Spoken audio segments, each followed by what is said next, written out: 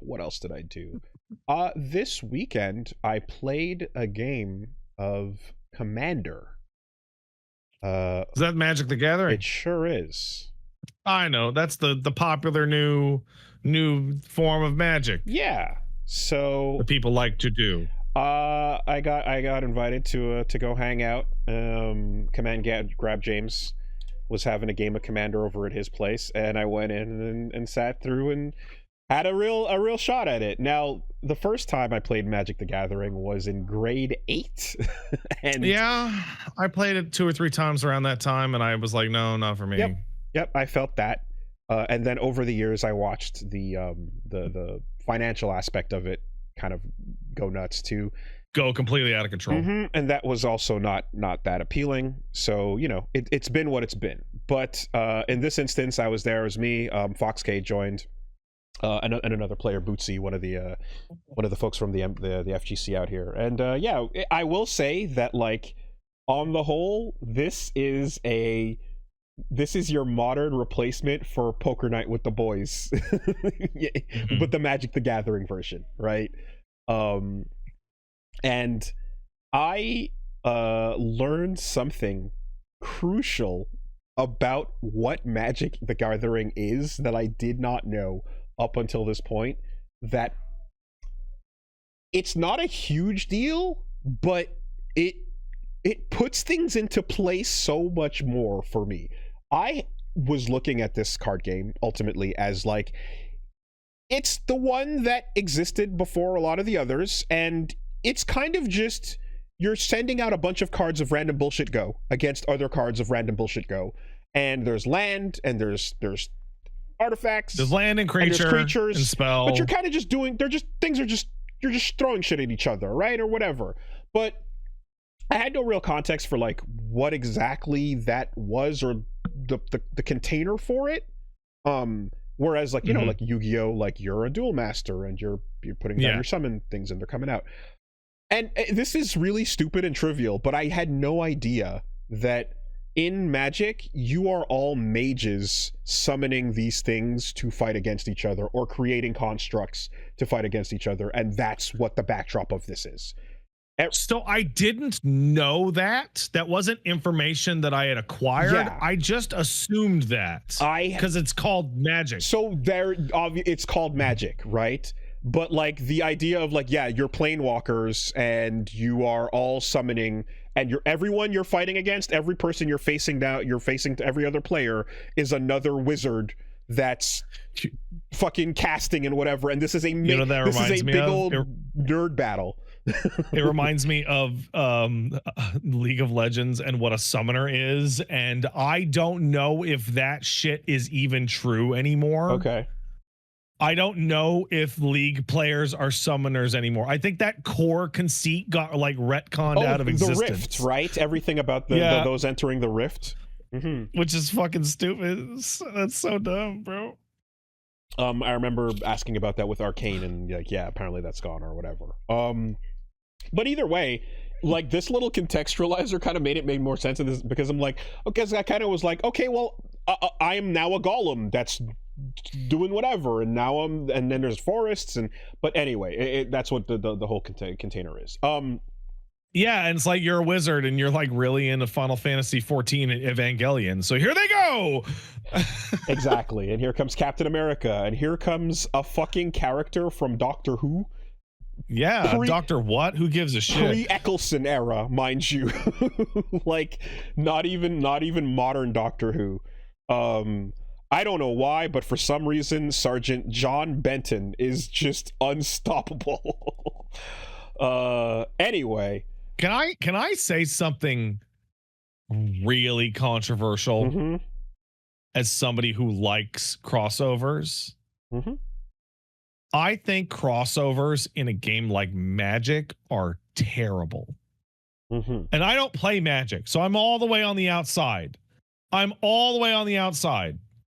But I think the idea of playing, like, Magic the Gathering, and I have all my deck and I'm good, and then someone casts Captain Kirk and Doctor Who on my shit, I want to stand up and leave. Like, it's fucking embarrassing. It's fucking like god awful. So I know that I get that to some degree, but I guess I'm like, but doesn't everyone kind of like almost sign the contract to accept this the moment you're like buying cards forever? The moment that it's like there will always be a new decks, new cards, new things, there's always new. Is it not kind of like at some point this is to be expected? No. I guess. I mean, I will. Like, for example, like let's take Final Fantasy 14, right? There's a lot of Final Fantasy stuff in that. I think fighting Doom Train, the monster, or Guard Scorpion, the robot, cool, like cute little reference. I like that anime, yada yada. If, I don't know, Sephiroth were to show up in FF14 as the named character Sephiroth, I'd be like, yo, that sucks, actually. I think that's fucking shit. As someone who's recently looking at the fact that guest characters are inevitable in all franchises and all series at this point, and everything is kind of smash, I agree, and I get that part of it. I think there's a big difference between like Tifa coming to Street Fighter 6 and Tifa coming to Street Fighter 6, which means you're going to have to deal with her in Street Fighter 7 and Street Fighter 8 and Street Fighter 9. Like, I feel both ways about it, in the sense that, okay, I always prefer things are as I always prefer originals, and I always prefer things, be its own. And I also know that, like, in some cases, like Soul Calibur kind of started the train of like, holy shit, guests, and that was unexpected, and that was really hype. And then Smash Brothers is built on the idea of guests, because the whole thing is like a crossover. So that is more pure to its identity. But I feel like, I know the feeling of like watching something that had a original kind of pure state get eventually all about like IP introduction and needling, and here comes Negan, right? Here comes all these other things. So yeah, that does kind of suck over time. And there's a part of me that goes, okay, well, once we accept that this is inevitable, they're always gonna, there's just a push towards this direction, my hope then is like, well, I hope that they're appropriate and or fit the world, right? So if you're gonna pick a Guilty Gear character to show up in Samurai Showdown, at least it's Baiken, and then I kind of am just like going, at least, yeah. And that's the cope of accepting that guests are part of what they are. If a Street Fighter is gonna have guests, I'm hoping that they're fighters and that they fit the world, and it's not just completely like whatever. Yeah. Right. So like, this isn't a hard and fast rule. Like, people are pointing out that I liked Golbez in 14, and I did like Golbez in 14. But they do change him quite a bit. But like, I think for me, when it comes down to Magic, is that it's gone from. It's like if Street Fighter became Smash Brothers. So, if Magic came out in the 90s and was like all this different shit, it was the Fortnite of the day, that would be one thing. But Magic was its own thing for decades before it's I play my Godzilla against your Y'shtola, and then Doctor Who fights your Batman. Yeah, I guess to refine what I was kind of getting at earlier, I'm thinking about the fact that Wizards of the Coast and the relationship they've had with the player when Magic the Gathering for years, I've been on the sidelines observing as hostile at best. And as a result, there's almost a like, oh, well, of course they're gonna do the thing because that'll sell and that'll make money, and they're like, fuck you, of course that's gonna happen. There's a there's I have to steel man people that are not me. I'm gonna straw man myself. I realized during the course of this conversation that there was something that you said that altered the extremity of my opinion on this topic. Like, it went from, oh, that's fucking lame, to like, oh, I hate this. And it's when you told me that I could sit down and play Magic the Gathering, a fun game to enjoy, and be forced to remember that Doctor Who exists, ruining my day. The idea, like, because once you smash bro out in every direction, you start to include things that like people fucking hate. Sure. I fucking hate Doctor Who. I think people who like Doctor Who are stupid. Maybe just British. I don't know. I watched 3 seasons of it and I enjoyed them. You know, you were wrong and you should feel bad. Nah, Eccleston was cool. I'm maturing and I'm getting up to like let people like things. Not this one. And then also my obligatory Torchwood reference because I watched that too. You know, it was fine. It was fun. It was fucking. It was different and I enjoyed it. It's very British TV, so there's a flavor and pace of British TV that you have to appreciate. But you know, if you watched some Misfits or so, you're more than set and ready for it. No, you know, or some Sherlock. Anyways, what the fuck ever. That's not even the point. Now we're on a like this is all stupid train or whatever, and it's like yeah, sure. Yeah. We got. Well, what's Commander? But the match before the Doctor Who character came out, Captain America was on the board, and Shane gave him a Buster Sword. And you know what I mean? See, okay, that's like kind of the perfect example. But that's literally what happened. It's too far, right? It's too far. It was a Voltron build where Captain America was the main, and then the main commander, and then he got a Buster Sword attached to him alongside a bunch of other accessories from other shit, like the Kingdom Hearts artifact at some point as well. You know, so that happened in the same game too. And yeah, I think that like. Magic the Gathering also has been in the background with a lot of these character set these cards for a million years and so on, but like the way that you know my friends were using them was like they were printing their proxies anyway. Like he was printing his own custom cards of print it, whatever. They can't stop or whatever you. Kirby shit nonsense and so on. So it's all just having fun with come take my printed bad cardboard cards out of my cold dead hands. Yeah, fucking so Hasbro. There was one card that was like it's lightning deflection is an actual card or so that you do to like or to send a spell that's being cast from one place to another. And then here's the Zuko version where it's the lightning redirect from Avatar because that's basically a you know whatever.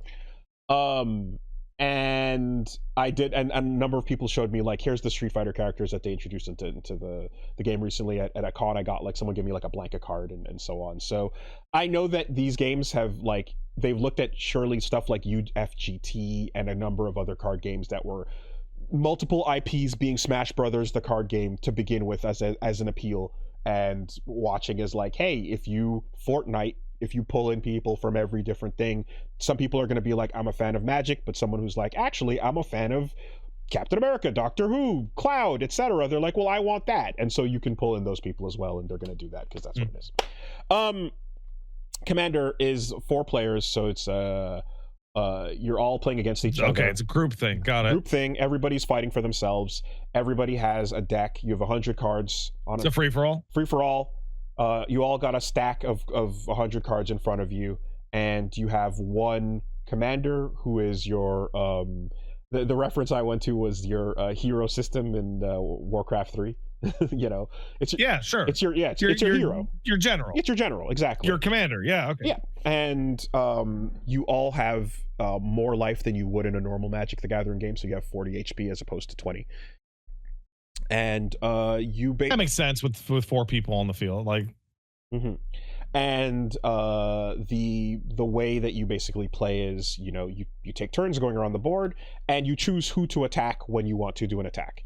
And you can attack multiple people with different cards that are attacking instead of just. Okay, that seems like a really interesting way to play a game. It is, and it is a funner version because, like I said, it does become a bit of a casual like game of poker. You know, for the night type of feeling.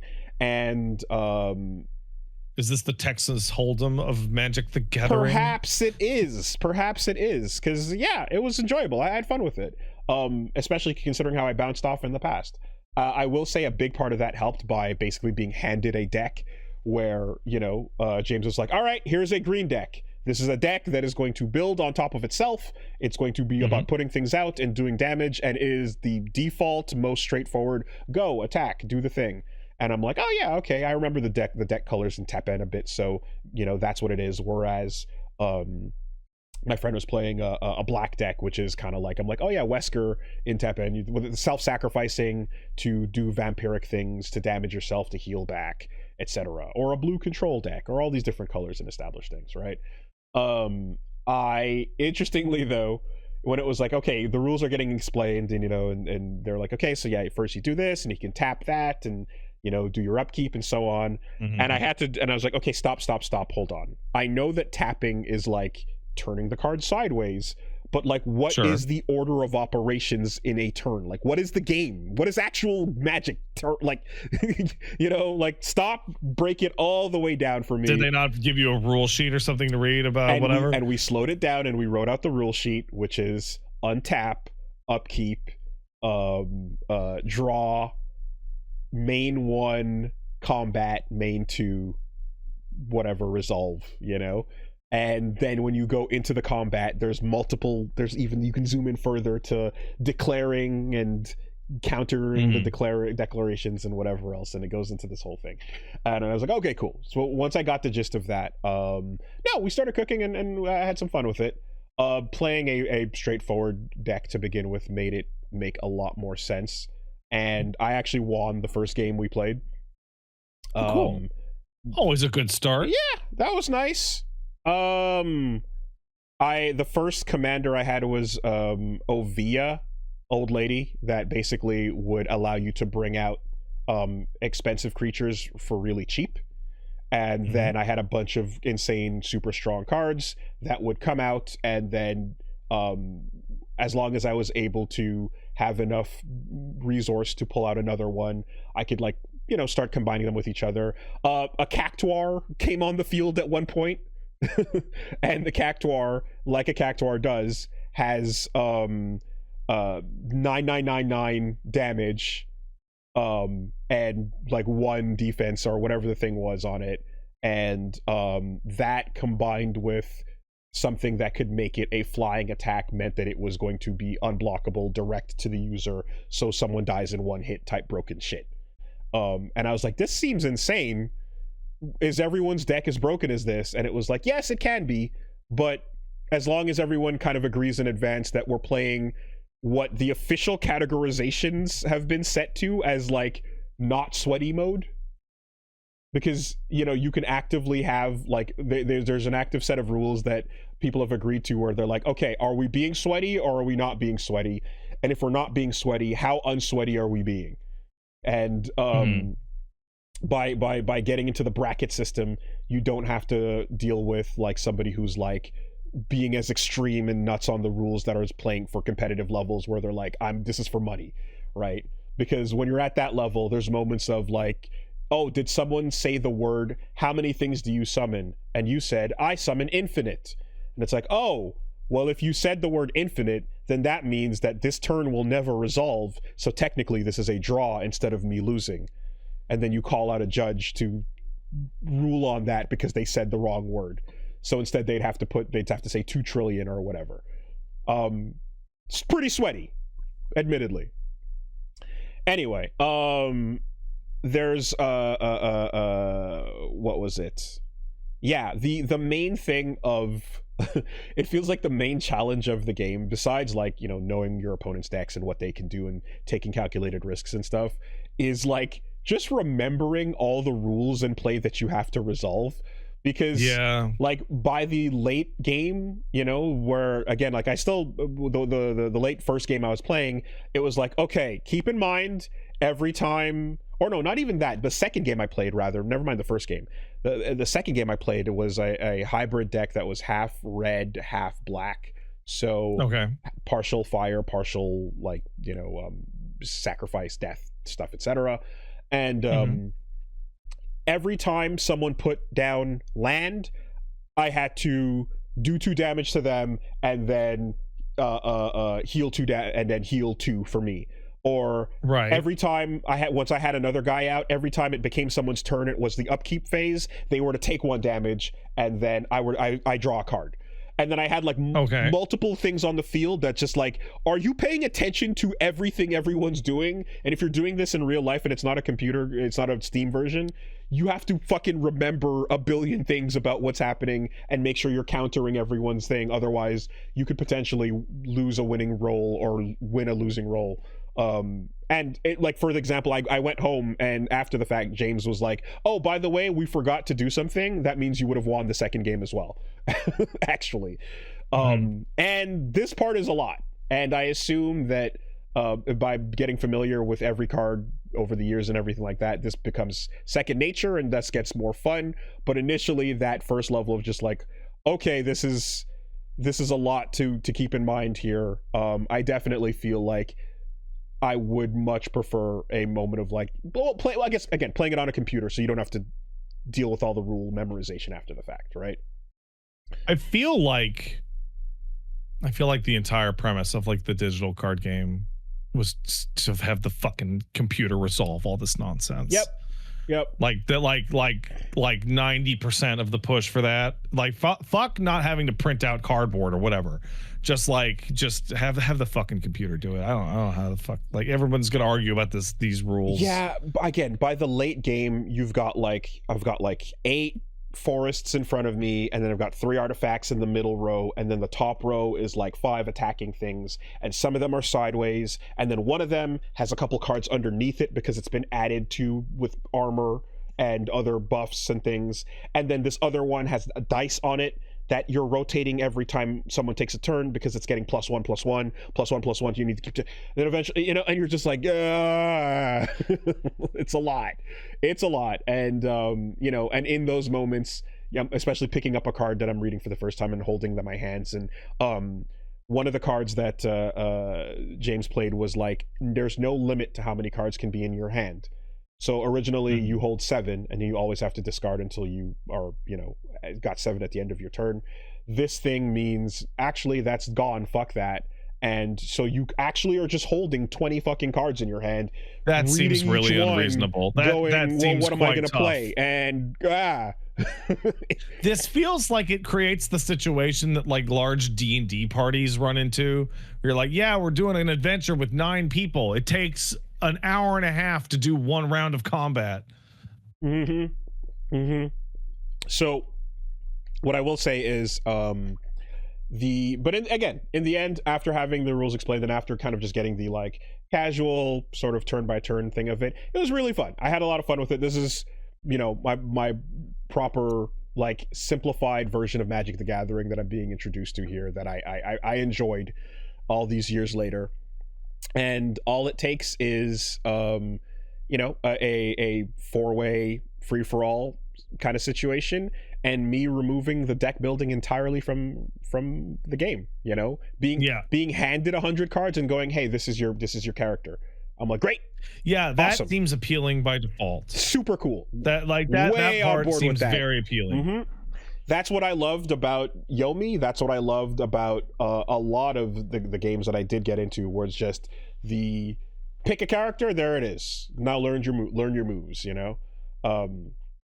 and from the other thing that's nice about this too is that, like, whereas regular Magic has a whole bunch of rules about what is active and what has been retired and what's banned and so on, Commander, I think there's only, like, I was told 8 banned cards or something like that, and they're just really insane old nutso play cards. Like, one of them is like, hey, you get a second turn right now. And it's like, oh, that's pretty good. That's insane. That's stupid. Yeah, that's pretty good. Make that go away. That I get that. That's a silly, like, that's game ending, especially since there's much more than that. Okay, well then I suppose I'm getting that wrong then. But the number of cards banned in Commander, a game based on rules lawyering has many people willing to correct you. The number of cards banned in Commander is apparently much lower than the number of cards banned in the regular thing. And also, you don't have, like, older cards that are not allowed to be played anymore. So, like, some of the cards that I saw in the deck were like wrong font, old Magic the Gathering box text and everything from fucking years and years ago, and they were still valid. I gotta tell you, man, I gotta be real honest with you.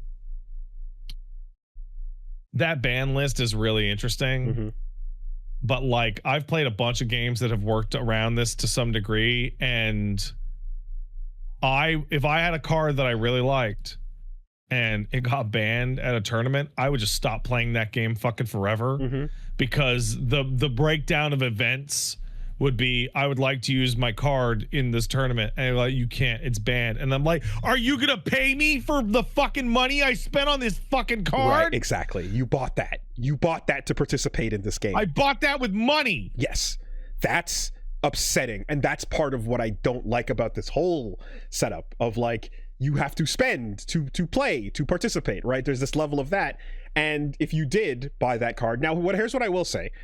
I find it way more reasonable if a card is banned for being too busted to be competitive, as opposed to, we just want you to keep playing the up-to-date versions, so we're going to retire everything before this cutoff date, right? That's the shit that's actually hostile, where it's like, you have no reason to make that to make this deck unplayable, except for, we want to encourage you to keep buying new shit.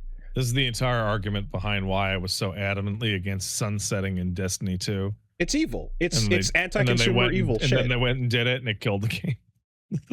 Sure.